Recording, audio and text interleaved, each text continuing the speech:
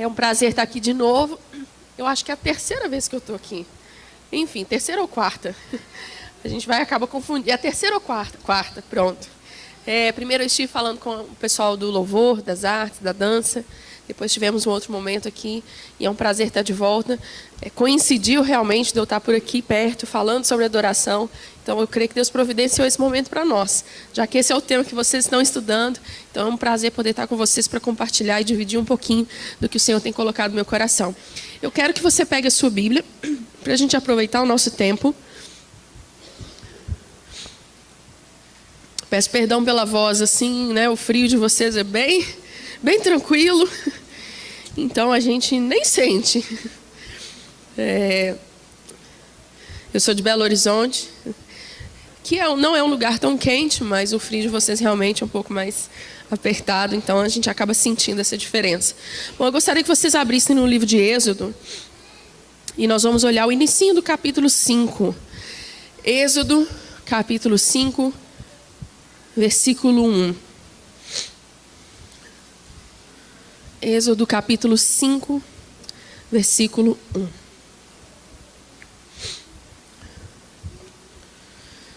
Amém? Diz assim a palavra: E depois foram Moisés e Arão e disseram a Faraó: Assim diz o Senhor Deus de Israel: Deixa o meu povo ir, para que me celebre uma festa no deserto. E outra versão, não sei se alguém tem essa versão, ela diz: para que me adorem. Alguém tem essa versão escrita aí? Para que me adorem. Algumas versões dizem: para que me celebre uma festa. Outras dizem: para que me adorem. Amém, amados? Vamos orar mais uma vez? Senhor, queremos pedir realmente uma revelação mesmo da palavra do Senhor.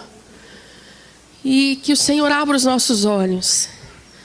Precisamos compreender, de acordo com o teu coração, o que para o Senhor significa a adoração, Deus. Não para a gente. Mesmo porque os nossos conceitos às vezes são tão errados e diferentes dos do Senhor. Então, só o teu Espírito pode nos ajudar. Então, nós clamamos, como diz a tua palavra no livro de Efésios, para que venha sobre nós o Espírito de sabedoria, de revelação da tua palavra, para nos dar conhecimento do Senhor. Nessa noite, nessa quarta-feira, nós esperamos algo novo da parte do Senhor. E nós recebemos pelo teu Espírito, que nos faz conhecer até as profundezas do coração do Senhor. Em nome de Jesus. Amém. Amém. Você pode se sentar? Bom, esse é um dos primeiros textos, amados, na palavra, que a gente acaba descobrindo sobre adoração. Exceto algumas passagens falando de Abraão, levando Isaac para ser sacrificado. Ali ele fala: eu vou adorar ao Senhor, havendo adorado. Então esse é um primeiro momento onde aparece. Mas esse conceito aqui, que Moisés está sendo um porta-voz da parte de Deus. Deus está dando uma diretriz específica para Moisés. Vai lá, fala com o Faraó: deixa o meu povo ir, para que me celebre uma festa, ou para que me adorem. Eu começo a compreender algo que, eu vou ser muito sincera para vocês, que é pouco falado. Hoje nós temos parece que pintamos uma gravura sobre adoração muito diferente do que de fato é. Colocamos a adoração uma experiência externa, às vezes, onde inclui música, onde inclui um momento na igreja, num culto, num congresso, e vinculamos a adoração a isso, e vinculamos a eventos, a um momento específico onde estamos falando de algo corporativo. Não que a adoração não inclua isso. Podemos adorar a Deus com os nossos gestos, com as nossas músicas, com os nossos instrumentos, com a nossa voz. Podemos adorar a Deus no culto, no congresso. Tudo isso é válido, é muito válido e tem um lugar muito importante. Mas a adoração não é apenas música, não é apenas um culto, não é apenas uma experiência sinestésica, como se eu pudesse sentir, ou eu preciso arrepiar, ou eu preciso chorar para dizer que eu adorei a Deus. A adoração é uma coisa muito mais profunda. A adoração é uma coisa tão profunda, mas tão profunda que a gente tem dificuldade em defini-la.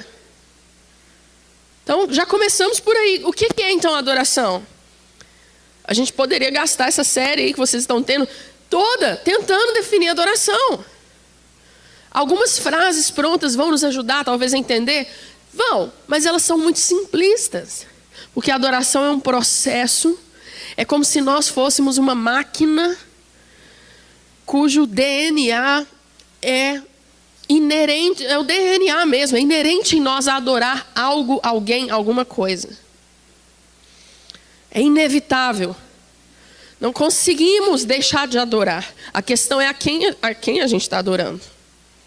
Então, é algo inerente. A adoração é louvar também. Podemos louvar e adorar. Eu sei que vocês vão falar mais sobre louvor logo em seguida. Mas podemos ter várias expressões. E a gente às vezes tem uma falsa ideia de que quando pecamos, ou quando estamos longe do Senhor, ou quando nem nos lembramos dEle, aí a gente pensa assim, não, aqui eu deixei de adorar. Nós adoramos outras coisas no momento em que não estamos adorando a Deus. Nós nunca deixamos de adorar. É impossível para nós não adorarmos alguma coisa. Então, quando estamos longe de Deus, significa que estamos adorando ao mundo, ao sistema, a uma pessoa, a um emprego, a uma posição, a uma faculdade, a um time de futebol. A adoração é a canalização da sua devoção, do seu tempo, da sua atenção. E isso vai fazendo com que você seja transformado na imagem daquilo que você adora. Quanto mais adoramos a Deus, mais transformados na imagem dele nós somos. Da mesma forma que quando adoramos outros deuses, somos transformados na imagem deles. Então a adoração é uma coisa difícil por definição. É um processo no qual muita coisa acontece. É um diálogo interno. E a gente poderia então tentar gastar muita coisa, né, muita palavra para tentar definir.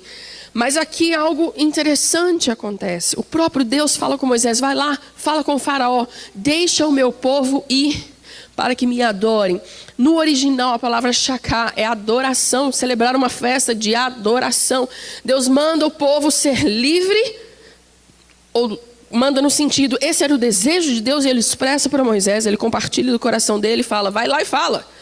Com o faraó, deixe o meu povo ir para que me adore lá no deserto. E só aí a gente tem muita coisa nesse texto.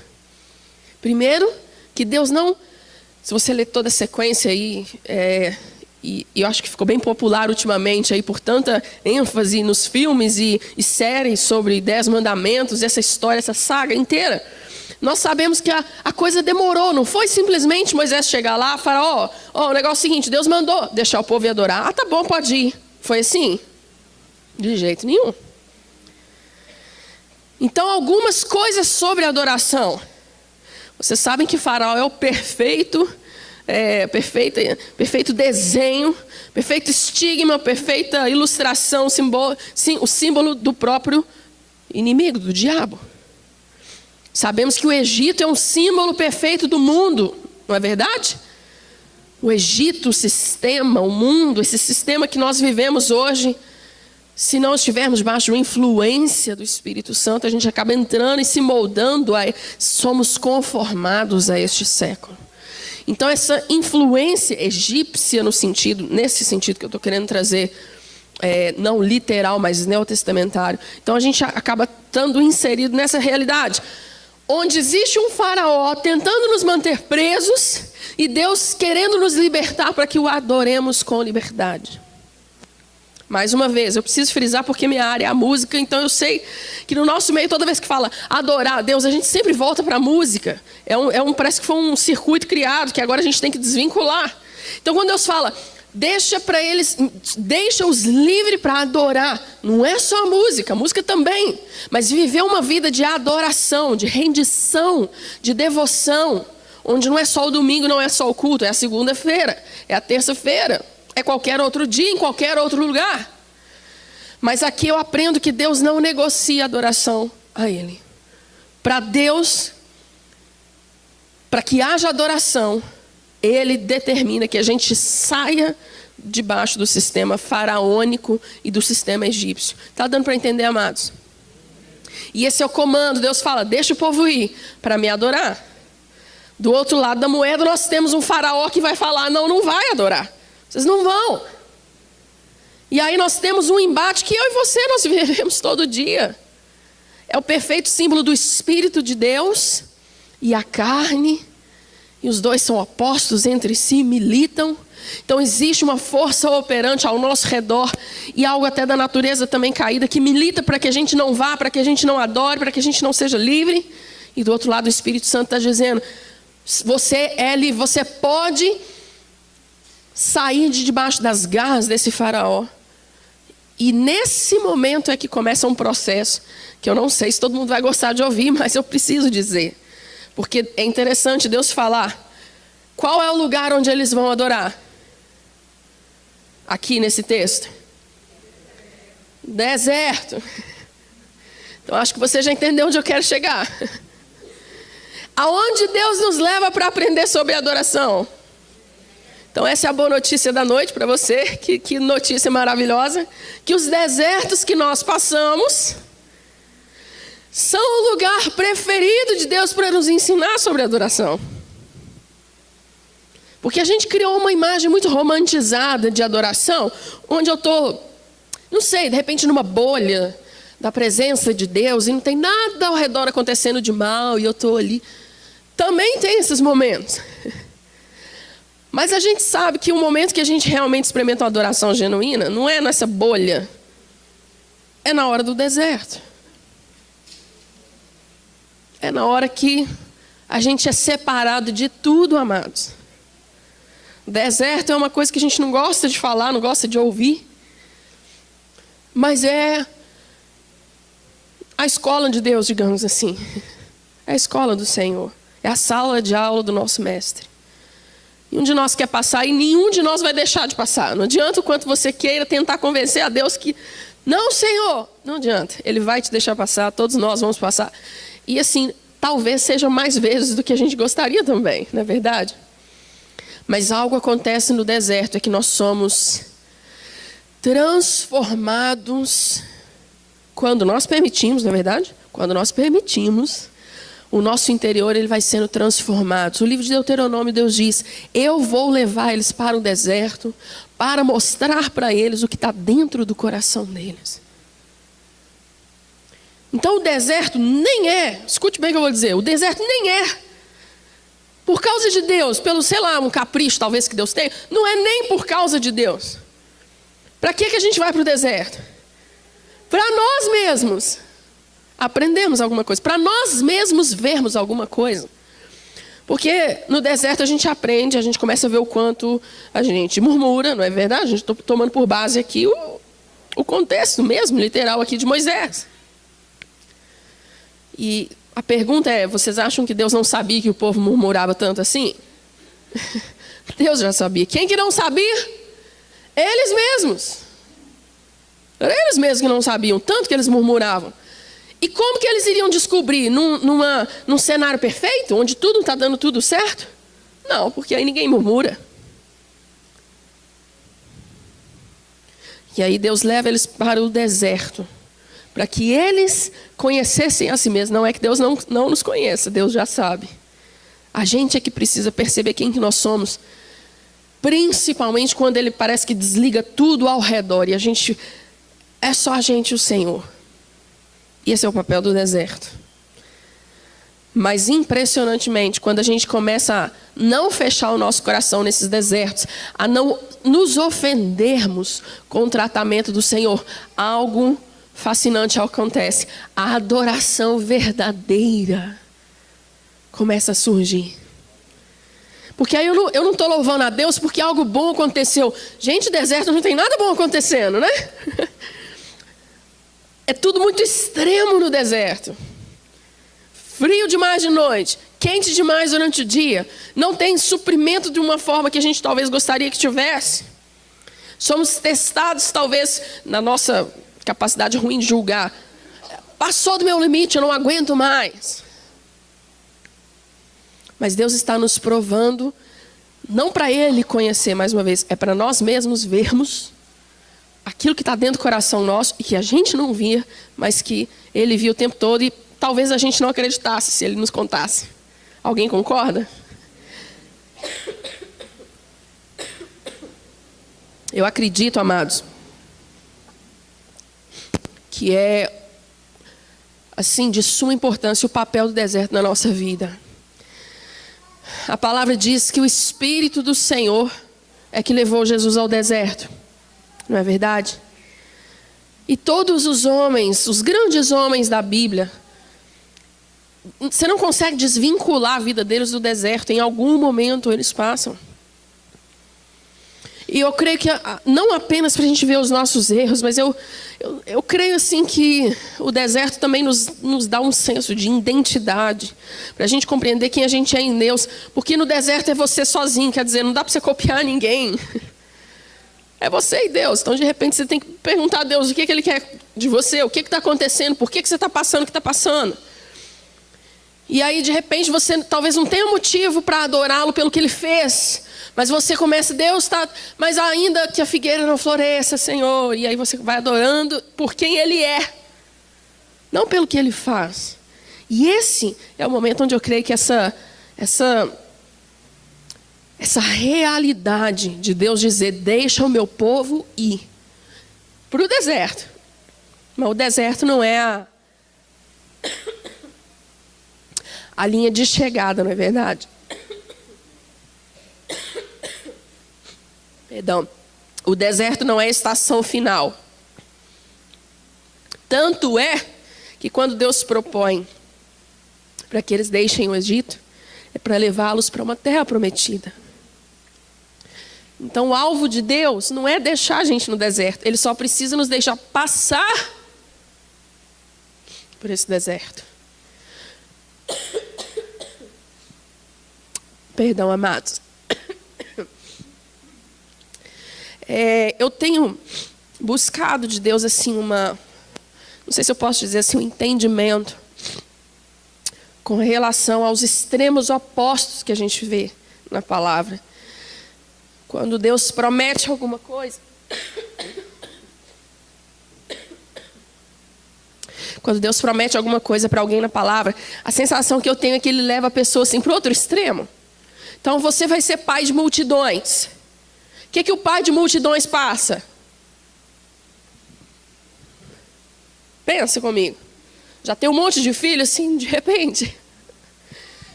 Obrigada, amada.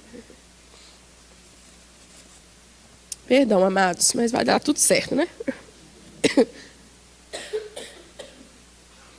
Então, de repente, Deus fala assim, você vai ser pai de multidões. O pai de multidões não pode ter filho. Deus deve ter trocado o endereço da profecia, né?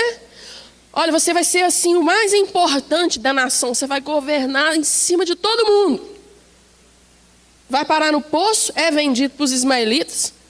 Vai para a prisão. O povo esquece dele lá. O mais importante da nação está preso. O que vai mandar em todo mundo é... Outro, que até falando do mesmo assunto, Davi... Antes eu estava falando de José. Davi, eu vou te ungir. Você vai ser o rei sobre a nação de Israel. Então, aquele que ia ser o rei começa a ser perseguido assim, absurdamente. Não só pelo povo dele. Saul esqueceu de liderar Israel. De tão preocupado que ele estava com que Davi morresse. Ele põe todo mundo ao redor para procurar Davi. Bota os filisteus. O povo ao redor de Israel estava assim... Quem encontrasse Davi, a cabeça dele ia ser dado por prêmio. Assim, ia receber uma recompensa da parte de Saul. Então, peraí, mas Deus não falou que ele ia... Então, assim, parece que Deus tem uns extremos. Eu vou te levar para a terra prometida, que mana leite e mel. Mas assim, tem um pedágio. Ali, é só um pedágio. Mas nem leite, nem mel e nem nada. Então eu vejo como que Deus às vezes nos leva aos extremos opostos. Eu não entendo tudo. Eu nem entendo, é presunção da minha parte dizer que eu entendo, porque eu não entendo. Eu sei que Deus chama.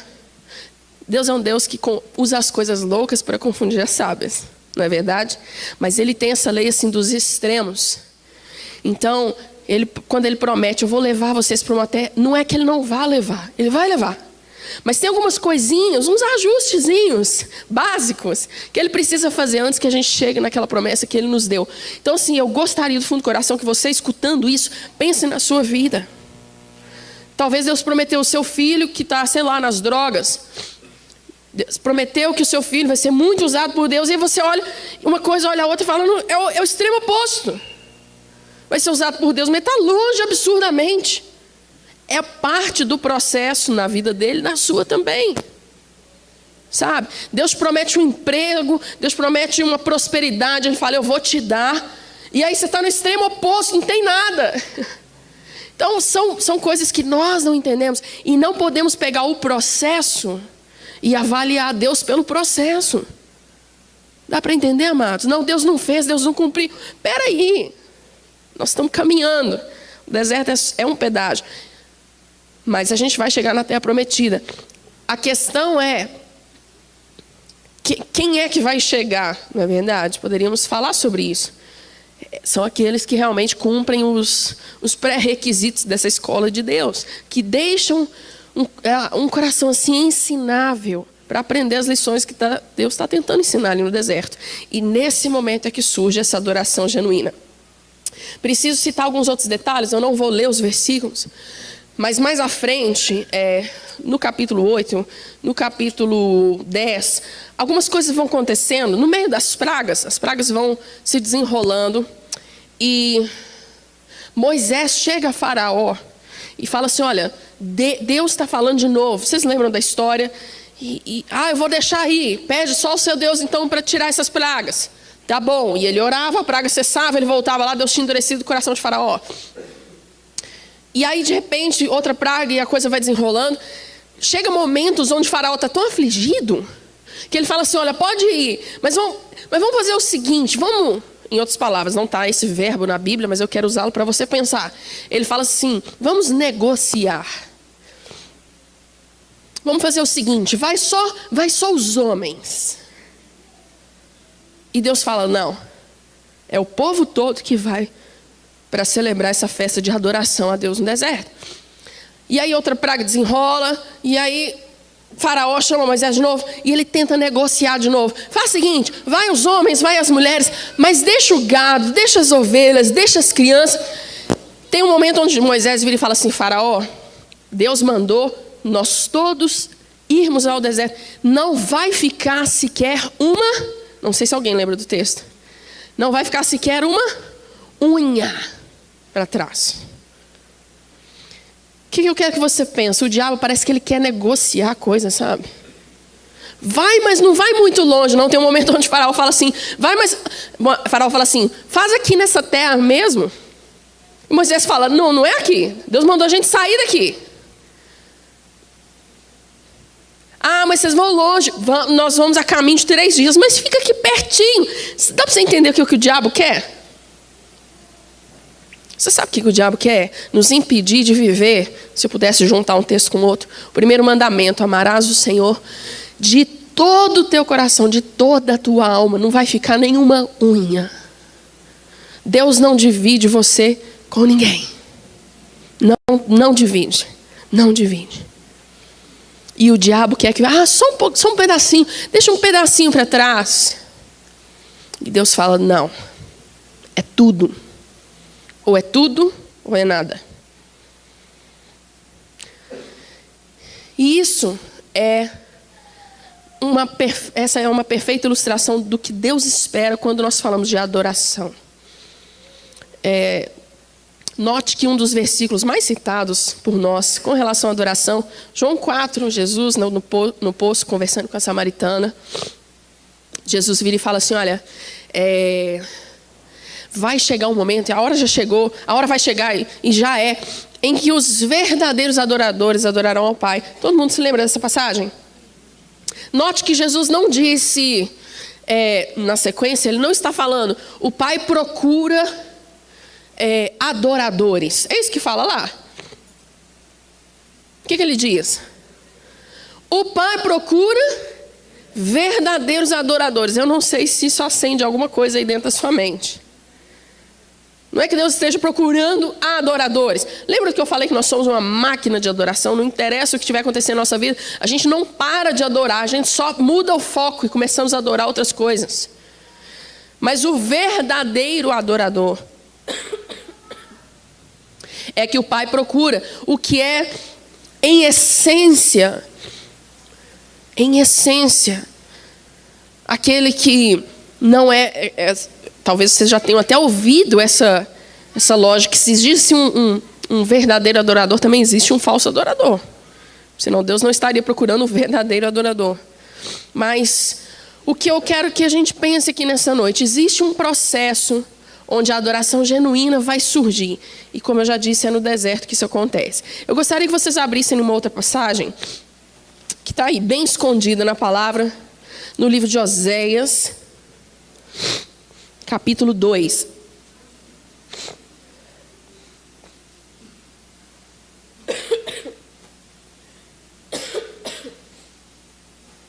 Oséias, capítulo 2.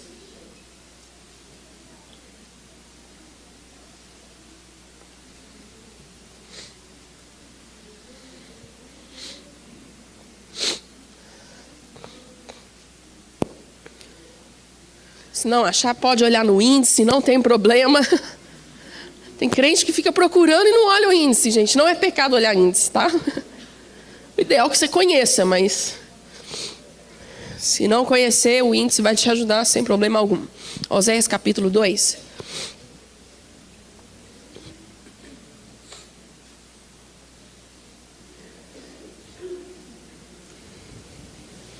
Quero que você olhe o versículo 14 comigo. Oséias 2, 14.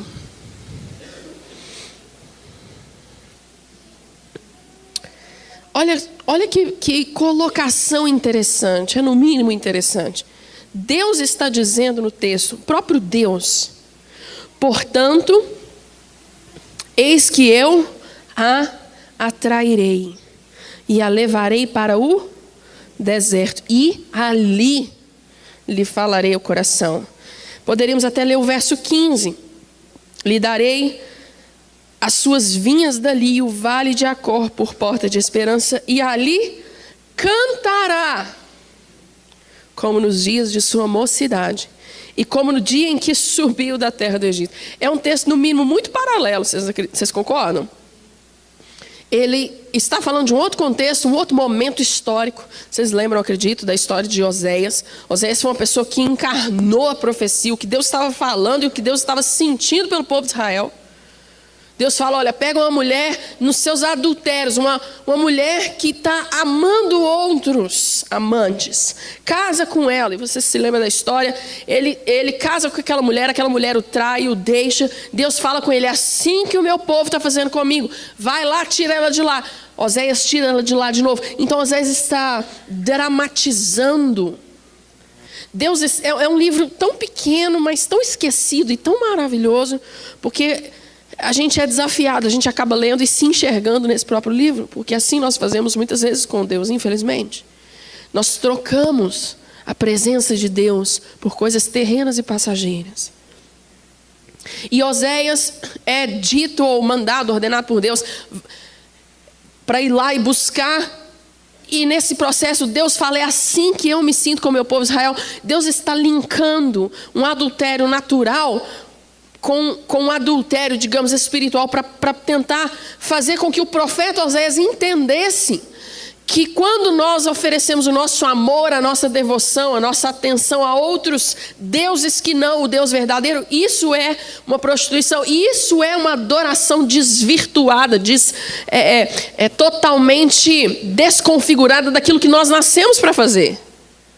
Perceba que aqui ele está dizendo o seguinte: se você olhar antes aqui, ler o capítulo todo, você vai perceber que Deus fala: olha, ela está andando atrás dos seus amantes, das joias deles. Na hora do aperto ela vai me clamar. Isso acontece várias vezes no Antigo Testamento. Deus fala com o povo para buscar os deuses então que eles estavam buscando. Pede socorro para eles. Estamos falando de um Deus que sente ciúmes e zelo pelo povo dele.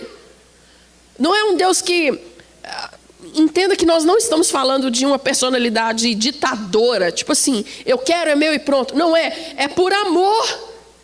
Eu amo esse povo, eu os comprei. Aliás, antes de comprar, ele os fez.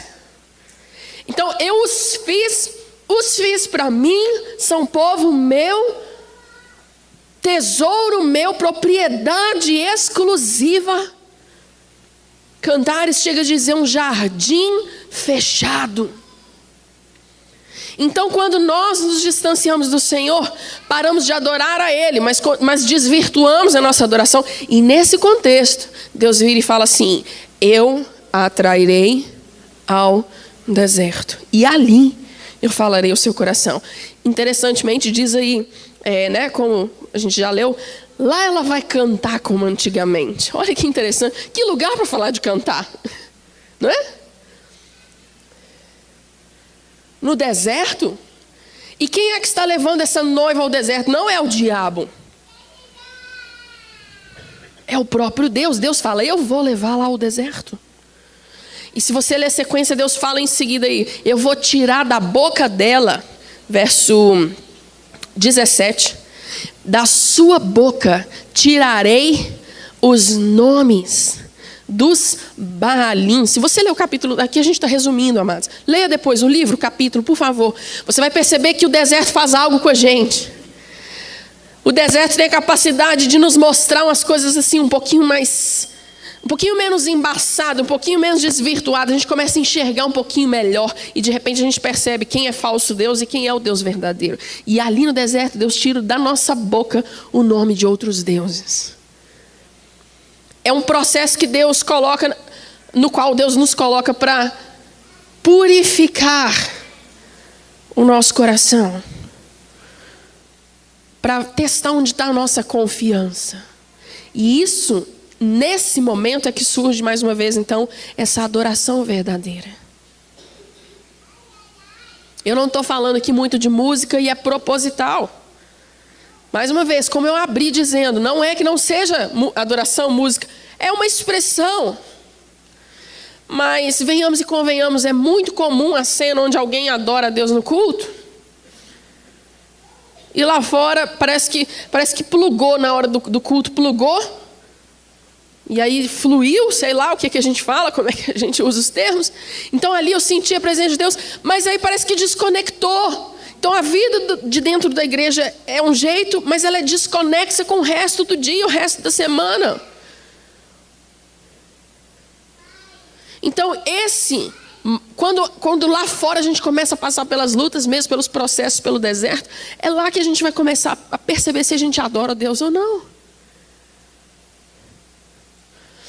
Eu senti o desejo de compartilhar com vocês, que talvez fique aí como um incentivo para um exercício, tá? Não é obrigatório, mas se o Espírito Santo quiser que você faça, eu sei que Ele vai te lembrar. Eu queria deixar um desafio para você.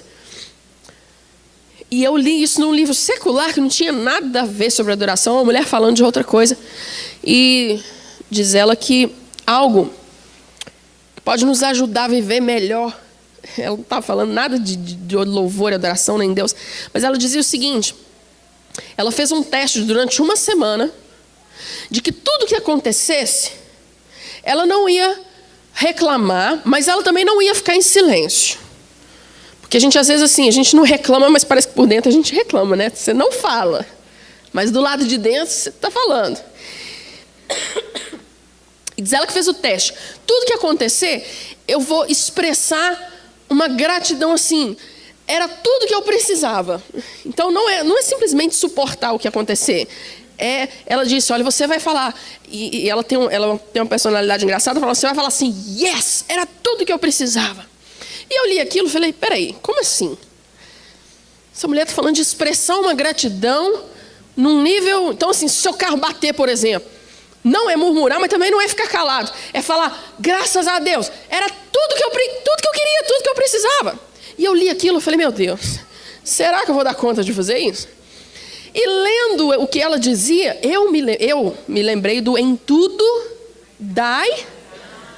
Em tudo ficar em silêncio, é isso que fala lá? Em tudo dai graças. Eu sei que eu fiz assim, como eu estou falando com vocês, eu fiz como um teste, foi para mim o exercício. Fica uma sugestão para quem desejar. E aí eu fui, no dia seguinte eu falei, Deus, então tá, vamos fazer isso, vamos ver o que dá essa semana aí. E eu me lembro que no dia seguinte eu tinha que fazer um exame de sangue, né? E eu estou grávida, e quem já passou por isso sabe que 12 horas de jejum para uma grávida no início da gravidez, com tanto enjoo, é uma coisa cruel. Cruel. E eu tentei vários dias, ia passar o prazo, sofri muito com enjoo, ia passar o prazo desse exame que eu precisava fazer, e eu lutando todo dia.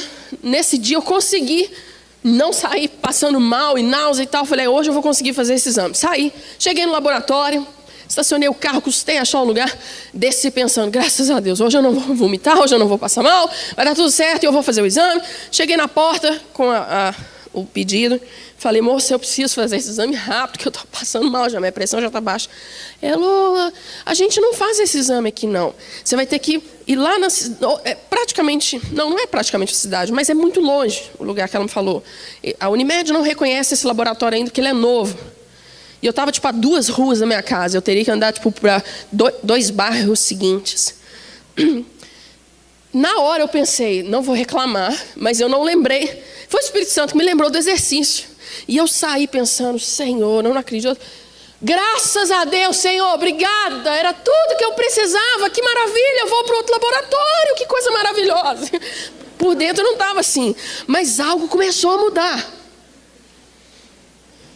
Isso é um exemplo. E, gente, isso foi uma semana. Você sabe o que aconteceu nessa uma semana, se eu tiver que resumir para vocês? Assim, aconteceram, já era de se esperar, né? Que Deus ia testar, né? De acordo com a proposta. Então, às vezes, assim, no trabalho, coisas aconteciam que eu falava, não, isso nunca aconteceu. Sabe aquela oportunidade perfeita de você murmurar? E o Espírito Santo te lembra.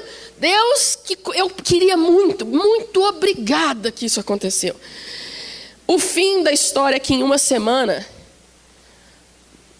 Deus não mudou. Deus continuou sendo quem Ele é. As circunstâncias continuaram coisas boas, coisas ruins. Sabe quem mudou? Eu mesma.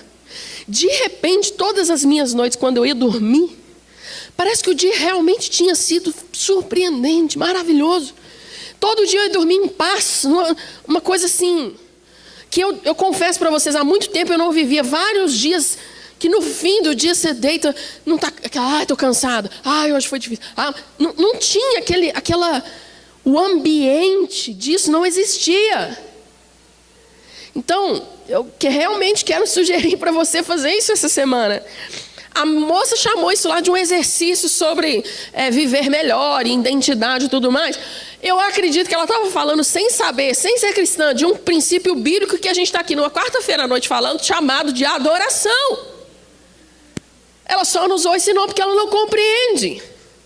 E a adoração é isso, dar graças. E aí eu quero ler uma última passagem com vocês, que está em Abacuque.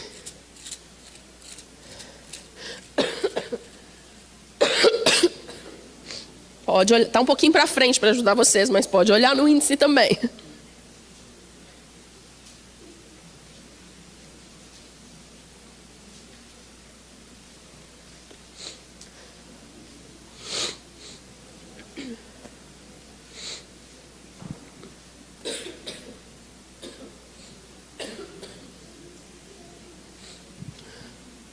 Abacuque, capítulo... Bom, na verdade eu vou ler um pedacinho do 1 e depois outra parte para vocês. Abacuque.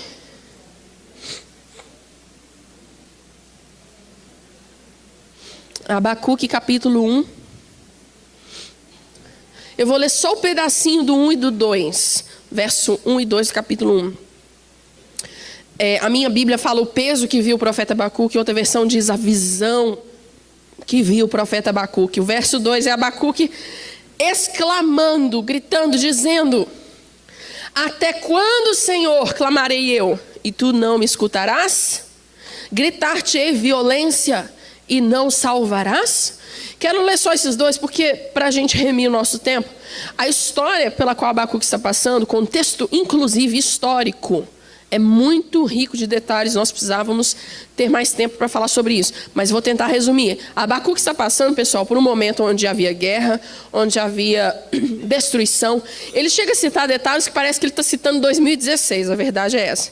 Então ele começa a falar de gente pervertendo o juízo, gente passando fome, cidade sendo destruída, inimigo perseguindo, violência nas ruas, suborno solto. É uma coisa assim, impressionante. E ele está clamando a Deus. Até quando, Senhor? Até quando, Deus, eu vou clamar, o Senhor não vai me ouvir? Eu estou falando para o Senhor, está violência ao meu redor, tudo isso que está acontecendo de ruim, o Senhor não está me escutando. E algo acontece logo em seguida, se você ler. Deus responde a Abacuque com um tipo de palavra e resposta e profecia, como quiser, que nenhum de nós gostaria de ouvir. A resposta de Deus não foi assim: Abacuque, fica tranquilo que eu vou trazer justiça e vou mandar o inimigo para longe e vai dar tudo certo. Não foi isso que Deus falou com Abacuque.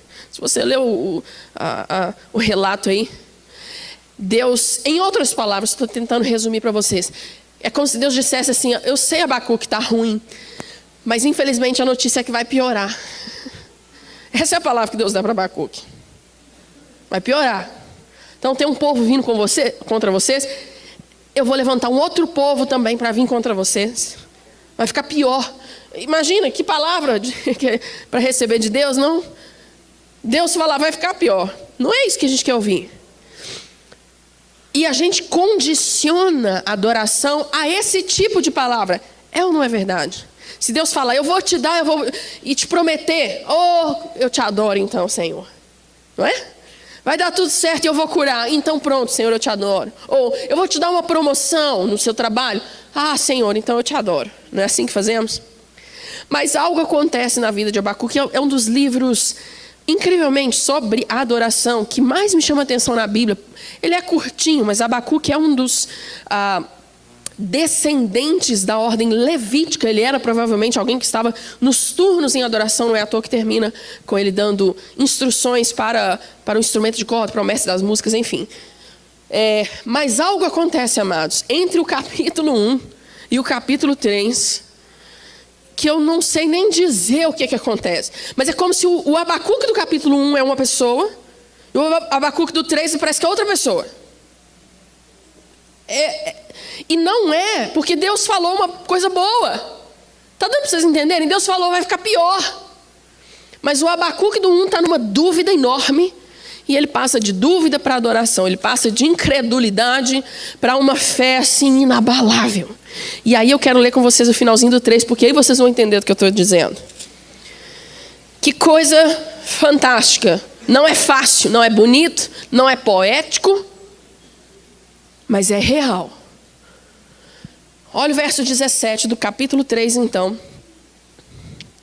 Abacuque diz: porque ainda que a figueira não floresça, nem haja fruto na vide, ainda que decepcione o produto da oliveira e os campos não produzam mantimento, ainda que as ovelhas amalhadas sejam arrebatadas, nos currais não haja gado, todavia eu me alegrarei no Senhor e exultarei no Deus da minha salvação. O Senhor é a minha força e fará os meus pés como os das corças, me fará andar altaneiramente ou nas minhas alturas. Amados, Abacuque passou, Deus o mexeu, Deus o transformou, e de um capítulo para 2 seguintes aqui da narrativa, a gente vê essa diferença muito gritante. Eu acho muito lindo esses 2 versículos, acho maravilhoso, 3, né? Esses 3 que nós lemos. Mas assim, ao mesmo tempo que eu acho maravilhoso, eu acho que para nós hoje, assim, estou tentando fazer com que vocês compreendam, eu acho que para nós ele ainda é um pouco poético demais, porque aí a gente fica meio que, acha isso tudo muito lindo, poético, mas assim, Abacuque estava falando, você entende que Abacuque estava falando literalmente? Ainda que a figueira não floresça. Lembrando, estão falando de cativeiro, de inimigo, de falta de comida, de guerra, de violência, o povo sendo levado. Então, quando ele fala, ainda que a figueira não floresça, ele não está compondo um poema para a gente botar uma música depois e cantar no domingo de noite. O que ele está falando? Se não tiver comida,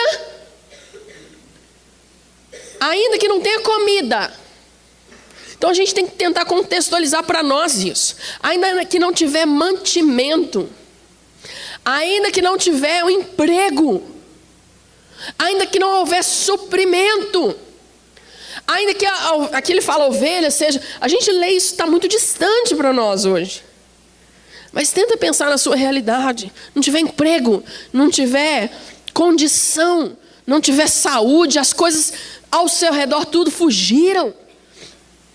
E note bem, eu acho que é muito estratégico de Deus, como eu disse, esse desafio que eu falei agora há pouco não estava planejado para eu falar.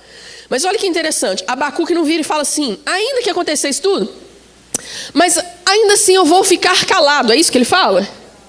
Eu vou ficar em silêncio, não vou, ainda que aconteça tudo isso, Senhor, eu não vou murmurar. É isso que ele falou. Olha como Abacuque, ele não somente não aliviou para a gente, quanto ele piorou bastante a nossa situação, porque aí a gente agora tem um exemplo muito sério para se seguir. Ele não ficou em silêncio, o que ele faz? Eu me alegrarei. Peraí, Abacuque, alegrar, mas não tem ovelha, Abacuque. Mas não tem mantimento, não tem uva, não tem... Todavia, eu me alegrarei no Senhor e exultarei no Deus da minha salvação. Isso, amados, é adoração. Não é porque Ele fez. Quando Ele faz é maravilhoso, adoramos a Ele do mesmo jeito. Mas o maior nível de adoração, eu te garanto, que surge quando Ele não faz. Quando Ele não faz. Quando Ele talvez não responde como gostaríamos. Quando talvez Ele não cure como desejávamos que curasse. Quando não entendemos o que Ele faz. Guarde isso, a gente pode até não entender o que Ele faz. Mas a gente precisa confiar em quem Ele é. O caráter dele não muda. Ele é bom e as suas misericórdias duram para sempre. Ainda que Ele não faça, Ele é. E isso é adoração. Isso é adoração. Lemos as partes mais lindas da Bíblia. Quem gosta da história lá do Vale dos Ossos Secos, a visão maravilhosa, né? O rio de Deus, água nos artérios, joelhos. A gente lê aquelas visões, toda essa riqueza. Sabe onde surgiu toda essa coisa maravilhosa da Bíblia? Num cativeiro, no deserto, nas lutas. Que é um exemplo maior de João exilado no Apocalipse, preso. E ali Deus dá visões. E Paulo tem visões e experiências. Estava preso na prisão ou perseguido. Então, eu acho que a gente às vezes julga Deus pelo processo que a gente está pagando. Passando. Eu não estou fazendo apologia a um evangelho que é apenas sofrimento. Nós vamos ter alegria também. Tem tempo de chorar e tem tempo de sorrir. Mas o que eu quero dizer é que, se eu pudesse pegar a palavra de Paulo emprestado com muita falta de propriedade. Paulo está lá todo acabado, afligido, açoitado, e vira e fala: a minha leve e momentânea tribulação. E você fala: Paulo, você não, eu leio a Bíblia assim, eu gosto de entrar na página, então às vezes eu leio e falo: Paulo, sério? Sério mesmo? Leve e momentânea tribulação. A minha tribulação, eu não sei o que é a minha. Porque o cara estava dando a vida e fala: leve e momentânea tribulação produz para nós. E ele fala: não atentando nas coisas que se veem, mas das que não se veem. Porque as que se veem são terrenas, ou temporais, ou passageiras. Mas as que não se veem são eternas. Elas produzem em nós um peso eterno de glória. Então não estamos isentos dessas lutas aqui. A questão é o que nós fazemos com elas. O que nós deixamos Deus produzir dentro de nós através delas. E eu termino dizendo o seguinte: eu tive um professor de canto lá em Belo Horizonte. Ele, antes de ficar por tempo integral com a música, ele era ourives, ele trabalhava como ourives.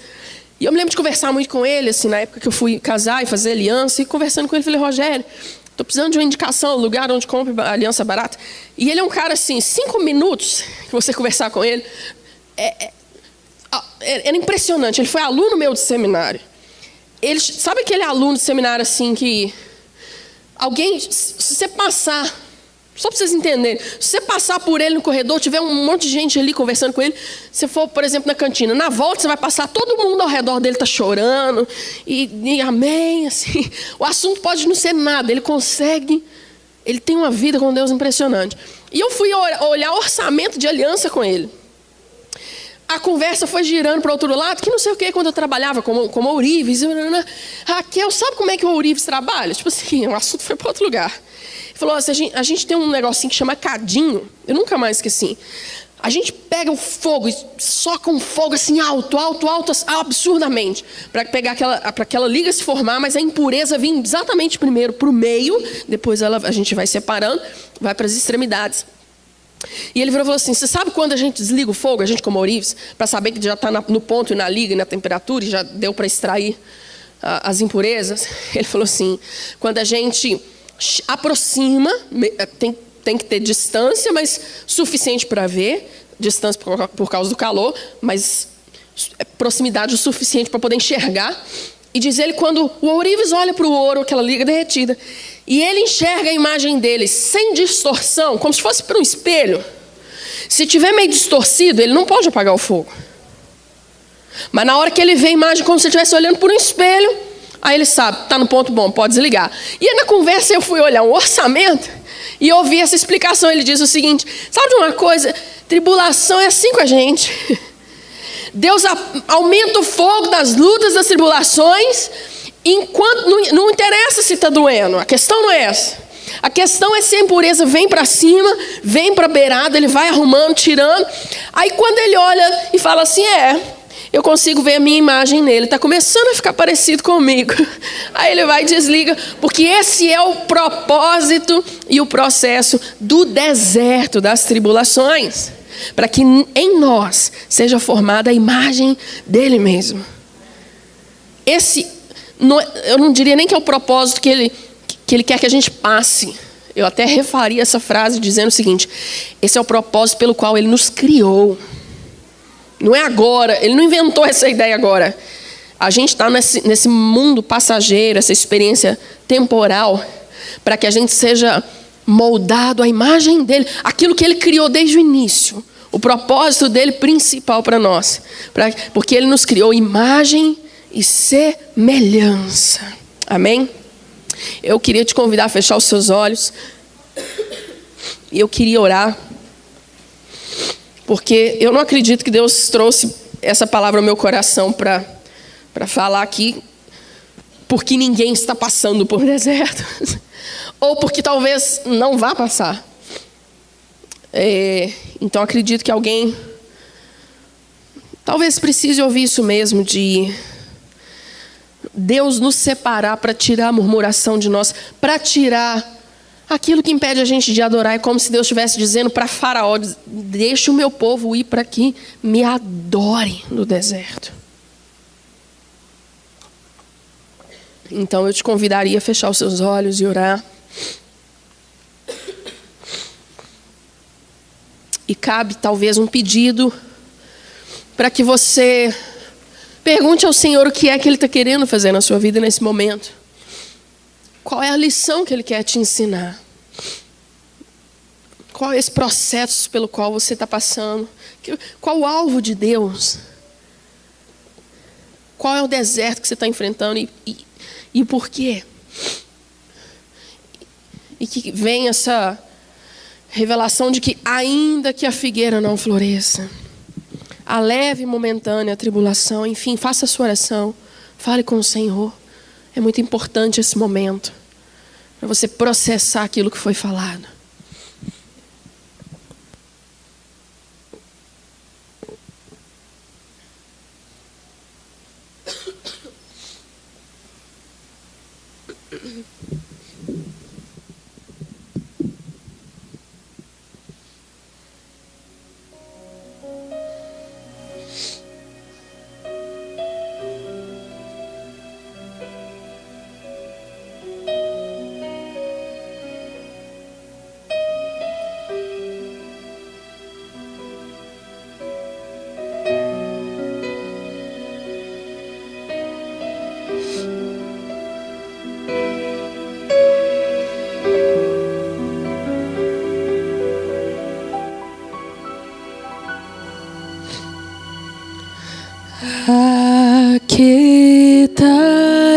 e sabei.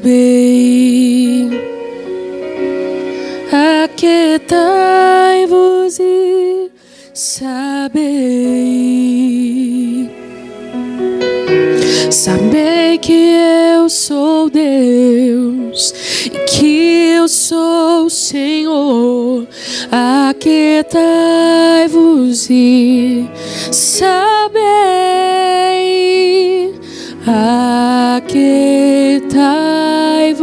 e sabei. Aquietai-vos e sabei. Sabei que eu sou Deus e que eu sou o Senhor. Aquietai-vos e sabei que eu sei dos teus dilemas e eu vejo tuas dores, conheço os teus problemas e entendo os teus temores. Entrega o teu caminho, descansa em meus braços, confia em mim, mas eu farei, eu farei.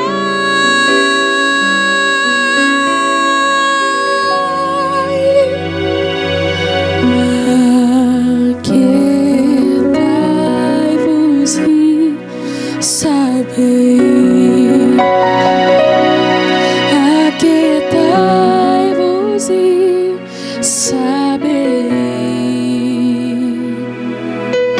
Sabei que eu sou Deus e que eu sou o Senhor. Aquietai-vos e sabei. Aquietai-vos e sabei.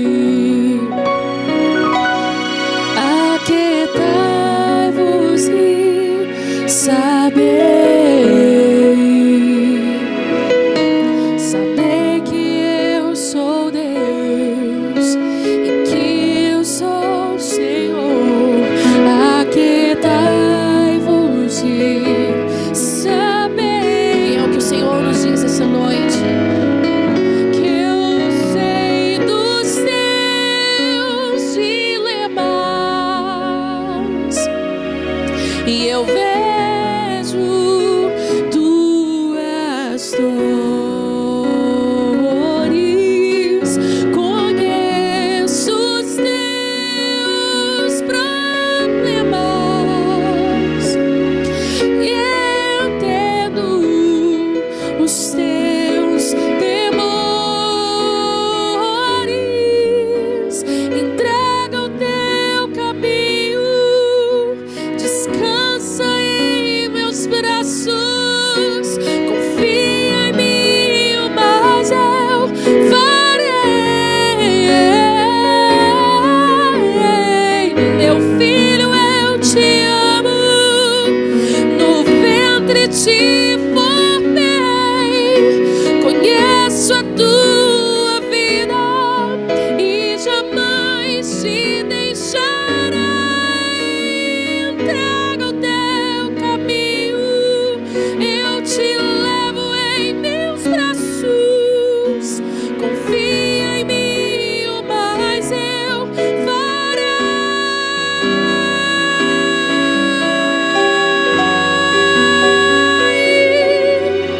por ti.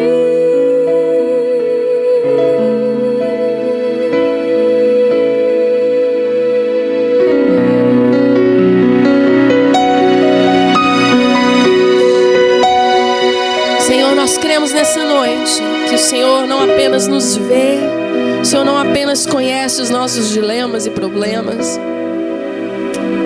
Mas a tua promessa antes de subir para o Pai é que o Senhor estaria conosco todos os dias das nossas vidas, inclusive no dia mau, inclusive no deserto, inclusive nas aflições, nas tribulações.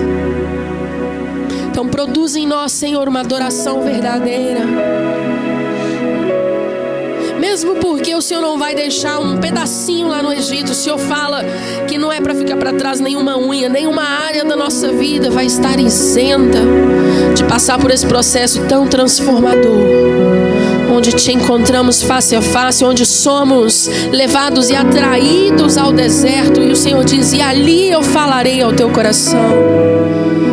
Então, Senhor, a nossa oração nessa noite, que nós não desperdicemos os desertos, que nós não tentemos fugir deles, nós não tentemos evitá-los, mas que a gente compreenda que esses desertos são para produzir essa adoração genuína, inegociável. Que se o Senhor fizer, nós adoraremos. Se o Senhor também não fizer, ainda que a figueira não floresça, ainda que a vide não frutifique, ainda, Senhor, que não haja a resposta que nós achamos que deveria haver, todavia nós nos alegraremos no Senhor. Ajuda-nos a entrar nesse nível onde as circunstâncias e onde aquilo que está ao nosso redor não nos aflige a ponto de nos deixar ofendidos com o tratamento do Senhor na nossa vida. Queremos, Senhor, ser um barro assim maleável nas tuas mãos. Queremos ser esse ouro que em algum momento, Senhor, vai refletir quem o Senhor é. Queremos, no momento onde não entendemos o que o Senhor faz, confiar em quem o Senhor é. Quem o Senhor é, o teu caráter, o que o Senhor continua sendo Deus. Nós te adoramos nessa noite. Te adoramos. Porque o Senhor é Deus. Nós somos barro nas tuas mãos, Senhor. Nós somos barro, somos criatura. O Senhor é criador absoluto sobre tudo e todos. O Senhor continua sentado no alto e sublime trono, independente do que acontece ao nosso redor ou na nossa vida. O Senhor é Deus. Bendito seja o nome do Senhor. Você pode dizer isso? Bendito seja o nome do Senhor. Bendito seja o nome do Senhor. Eu queria te convidar a ficar de pé, só mais um minuto. Fique de pé na presença do Senhor. Porque grande és tu, maravilhas fazes tu, não há outro igual a ti.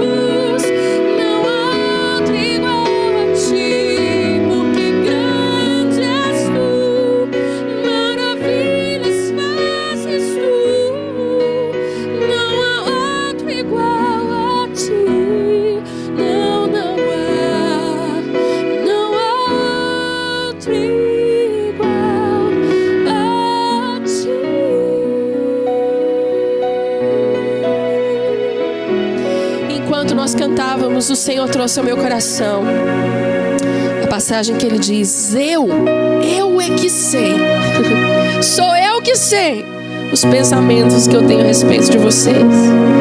Deus não tem prazer, Ele não está. A tribulação não é para produzir sofrimento, é para produzir alguma coisa eterna dentro de nós. Eu é que sei os pensamentos que eu tenho ao seu respeito, pensamentos de paz e não de mal. Porque o nosso Deus, Ele é bom. E eu te convido, se você quiser, a terminar com um aplauso de agradecimento e adoração ao Senhor pela bondade e a misericórdia do Senhor.